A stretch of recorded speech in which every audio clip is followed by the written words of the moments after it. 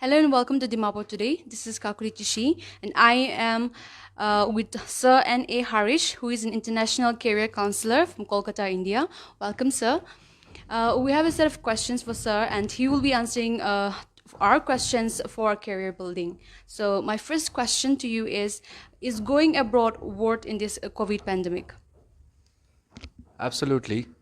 COVID is not just restricted to India, but it's spread all over the world actually. And thankfully, we have vaccine now. And if you see the Indian students who were abroad pre-COVID was just 14 lakhs. It's now close to 18 lakhs. It has crossed by under 20%. And apart from this, abroad students are going because the cost of studies in India has increased drastically. It has gone up by huge, and it's matching the same as doing from abroad. So going abroad is definitely good, and that will widen your opportunity as well. Okay. Uh, First of all, you must be so exhausted because we just had a seminar. Um, but we can take it slow and yeah. Okay, so which country will be suitable for Indian students to study abroad? See, Indian students mainly prefer English speaking country. The countries which are on high demand are US, Canada, UK, Australia and New Zealand. And applying to these nations are quite easy right now for Indian students because those countries are also preferring us for two reasons. Mainly, our academic background is very strong. Apart from that, IELTS is very easy for us to clear.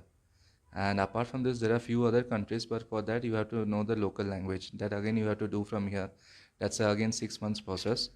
In case if you want countries like Germany or Italy or say Spain or France, you have to know the local language. That is again, there are many levels for that you have to learn and then you have to go abroad. Okay. So will there be or is there an educational loan and is it possible to avail for abroad education? See, in case if you plan your finance well, then education won't be a burden. And education loan, getting an education loan is quite easy right now because you can approach any bank. They will ask for your offer letter, that is acceptance letter by any foreign university, and they will ask you for the mode of payment. And accordingly, once your loan is approved, the fees would be directly paid to the university, and the student will be getting the OR stands for original receipt that will be given from the college.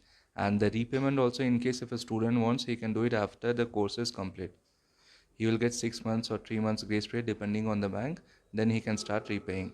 And students who are doing abroad studies from abroad, we have noticed that they are closing off their education loan in a year or two because they are getting good package salary from the job, and apart from that they are earning in strong currency and paying out here in INR, that is Indian rupees, so which is easy. And education loan we suggest in case if a student has that budget also, because it will be easy for the student, they will be more focused. Okay.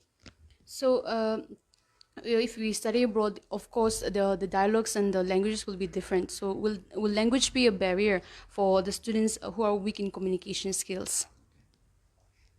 See, language is just a mode of communication. It's not a degree or knowledge. So, in case if you stay at a place for a long time, then you will be learning that particular language also, the language of that native place. And students who are looking to go abroad, suppose if they are going to Germany, the local language is German there. But there are many courses which are taught in English. The mode of instruction is in English. So, language for the academic thing won't be a barrier. But in case if they want to settle there, then they have to know the local language. And apart from this, we are giving this grooming session and language training program, which we term as orientation program, before sending students abroad. In case if a student is going to, suppose say France, we are giving them language program for 3 months on that particular language, that is French. So depending on the country, you have to learn and go, and we are there for the support. English speaking country, I don't think so students will face much difficulty, but still English speaking country, you have to clear IELTS with 6.5 and above. Without that, there won't be renewal of visa. Okay. So what are the eligibility criteria and what are the visa process? Eligibility criteria varies from course to course as well as country to country. And in case if a student is looking for a plain graduation, depending on the particular stream, in case if a student is wanting, suppose say business management, then they can be from any background, science, commerce or arts. But depending on the university, you have to maintain certain eligibility criteria. Many universities don't recruit students below 60%. So that matters a lot. And depending on that eligibility only, we will offer them the universities. In case if somebody is looking to get into a top university, world-class university, which is ranked in entire world, then the eligibility criteria will be little high. Accordingly, they have to prepare themselves. In case if they want to know it from before, they can come us before applying. And if a student, like applies into those university also, they have to keep a background. So backup, because in case if they don't get into that particular university, then we can immediately turn into some other university and get into that particular country. And for post graduation, graduation is compulsory. We have many other courses in abroad. Suppose say it's a 6 months course or 1 year course. For that, plain graduation or just class 12 pass will do, plus 2 will do. So these are the eligibility criteria. So, in case a student has qualified NEET in last year and did not qualify this year, are they still eligible to get admission in MBBS? See, to get MBBS in India, you have to qualify NEET exam in the same session, same year. But for abroad, it's valid for 3 years. In case if a student has is clearing NEET this year, then that will be valid for 3 years. So then he can apply abroad anywhere depending with that particular NEET score. That is possible.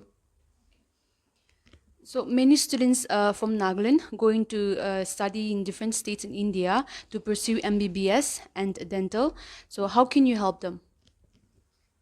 See, students moving to other part of the country is very normal these days. Even I am right now at Calcutta. Many students go to south for higher studies. Depending on the opportunity, you can decide the university and state. Now, Nagaland students going to other part of the country for the particular course or else like particular choice of their university. Now, apart from that, in case if you want proper placement or proper, training, suppose if somebody is getting into BPT, that is physiotherapy, which is very famous, many students from Nagaland prefer that particular course. So we can suggest you one of the top university of India, which will be from other part of the country only. So they have to move out, and moving to other part of the country is very normal. They can know many things and they can become, independent, because staying at, like home atmosphere, you are getting everything, you are being spoon feeded kind of thing. But over there, they can maintain themselves, they can learn many things, it can boost their confidence as well. And going to other, states is basically exploring themselves and getting into a good career as well as building their career. So this is very necessary. You have to move to, in case if you get a job also, you'll be getting a job into other state only. So it's same like that only. Now your age is less, you can get into a university from any other state. And in case if you want a particular course, you want to know about the university, you can come to us. We can help you with that. So if any student fail to qualify in an examination, can he or she get admission or will be eligible for any other course?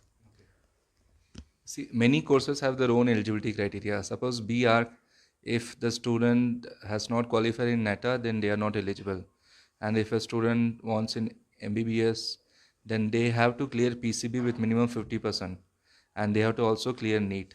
And in case if somebody wants in BTech, many universities have their own examination, which is termed as, like entrance exam. So they have to clear that particular exam. Without that, it's not possible. And in case if they are going abroad also, there are many eligibility criteria. This they have to clear. That is the eligibility criteria, because in case if you want to get into graduation, you have to complete your class 12. You want to get into PG, then you have to clear UUG. So these are the systems. So if the NEET score is low and the budget is also low, how can you help them? Mainly, we suggest students to first check for the counseling. Like last year, if you see, the eligibility criteria was around 137 out of 720.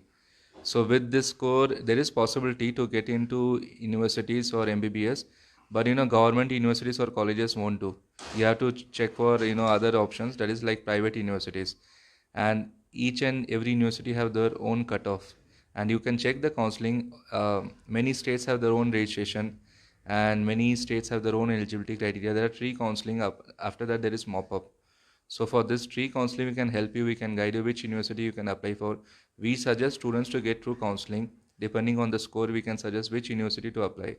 And in case if they don't get through that particular university or that particular course, then there are plenty of other courses. Like after MBBS, there is BDS, so which is also possible with that score.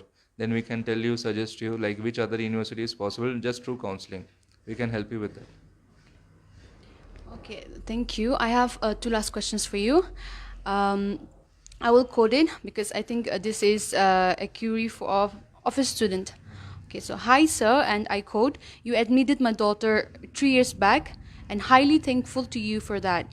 This year, my younger daughter has completed class 12 and want to pursue architecture. So what are the norms and eligibility criteria? Unquote. Okay, unquoted. So see, for architecture, in case if somebody is applying, then they have to get eligibility score in NETA. There's an exam called NETA. They have to appear in that. They have to clear that particular exam. They have to get a good qualifying score. And architecture is not available in many universities and colleges. It's available in only few universities. And out of that, you have to get a very good university. So depending on the score, we can suggest you. In case if you don't clear NETA, then you can get into civil engineering. So that is also possible. But B architecture is something with this particular eligibility only you can match. So these are the. Okay, the next one is from a parent. Hi, sir. I quote, my son is expecting 250 marks in NEET 2022. Is it possible to get admission in top medical college in India? Unquote. See, 250 is an average score. So with that, universities are possible, but depends on the situation. I don't think so government universities or something like that is possible, government college or university. But private colleges, many colleges can be possible, but that also depends on the situation, because this year results are not yet out. And we don't know the eligibility criteria as well, how much is the qualifying score. And in India, if you see, there are around 93,000 seats and around 18 lakh students have appeared for NEET. And the gap is huge. And out of this 93,000, getting a seat with 250 score depends on the situation. If there is availability of seats, we can guide you accordingly. Okay, well, thank you so much, sir, for joining us. And we have one more interview with our ma'am, so who is also a motivational speaker and from Kolkata, ma'am Shomrita Sen. Excuse me. Hello. Oh, ma'am, excuse me, I'll just get the question. Since there are a lot of questions and it started from the seminar and now I'm just... Okay, anyway, my first question to you, ma'am. What is the corporate world look for an employer now? The corporate world in general has always looked for people who are very dedicated and who have a knack for decision making. So whatever you do, whichever student takes up whichever field in terms of their work, they have to ensure that they're confident about it. They know where they're going. They are backed by experienced people who have given them the roadmap as to how to study about that subject, and then they will know exactly where to apply. So don't just go to a job or a profession just because there's peer pressure or you think it is cool to work in there. Go for it because you like doing it. So a professor of mine used to say that don't do what you love, but love what you do.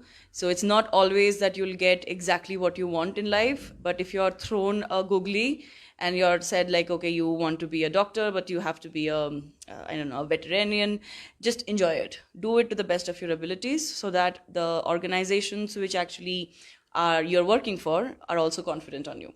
So that is, I think, very important right now. I was so carried away that I forgot to welcome you. First of all, welcome to our show. Okay, so coming back to the question, what kind of profile corporate is looking for when they hire an employee? See, in terms of a profile, there can be many. So if you're from a technical background, if you're an engineer, then of course your technical know-how matters when they are hiring you. If you're not from a technical background, you're more into sales and marketing and other stuff, then of course a lot of factors are looked at. But one thing which is common in both a technical or a non-technical aspect of a job is how you multiple things, but how you communicate your ideas across, how you present yourself, how professional you are. So all of those things matter. Now, no matter what you're studying, no matter what your goal is in life, you have to always kind of brush yourself and make sure that you're always updated. There's no end to learning. So while I'm talking to you, I was like, I was seeing how you're dressed. You're so nicely dressed. I was like, so that is also something I would like to take back home and be like, okay, this is a style that she has done, which we can also learn from. So there's no end to learning. Whoever you meet in your life, keep learning from them, take the best parts of those people, incorporate it in yourself, and then go ahead in life. So that's very important. So, ma'am, what are the major skills required to ace an interview? So when you're in an interview, which irrespective of whether you're in a corporate or you're going for an interview for a college or a university, just be confident. Be very confident about what you're going to say. Prepare. There is no substitute of preparation. Always understand what the role needs from you, and how you can add value to that role. Again, be it in a corporate or be it in a university or a college. And brush up on your communication skills. There are multiple ways in which a person can brush up on them. There are courses available now. You can, in your day-to-day life, you can start communicating more professionally with your parents, with your peers, everybody else. So brush up on that. Look for YouTube. I mean, YouTube is one of the best places where you can learn it from. So do all of that. It is always, so soft skills are very important. Your hard skills are your technical know-hows, which you are studying in your college and your universities. But everybody needs a set of soft skills. No matter which profession you're in, no matter which course you're studying, you need your soft skills to be completely up to date. So that's very important. Do that, and make sure that when you're in an interview and you're sitting across somebody across the table, your ideas, your thoughts, your whatever you're thinking in your head should get across to that person. Don't fumble. Be confident. Even if you're saying something wrong, just say it confidently and the other person will not even understand. So that confidence you have to have in yourself. So that's very important. So, do you think the pandemic has affected the work culture? And okay, I'll add one more question to that. So, if so, how did the pandemic affect the work culture, and what can the students expect? So, yes, the pandemic has affected every aspect of our life. Life is not going to be the same as we knew it 2 or 3 years back. But I think the students are already used to it, because they have been at the crux of it, in the sense that their entire school or college life has been completely turned upside down. They have been doing online classes, online examinations, which we had never even thought of being possible. So they have already experienced it. It is not going to be very different when you go to the corporate world.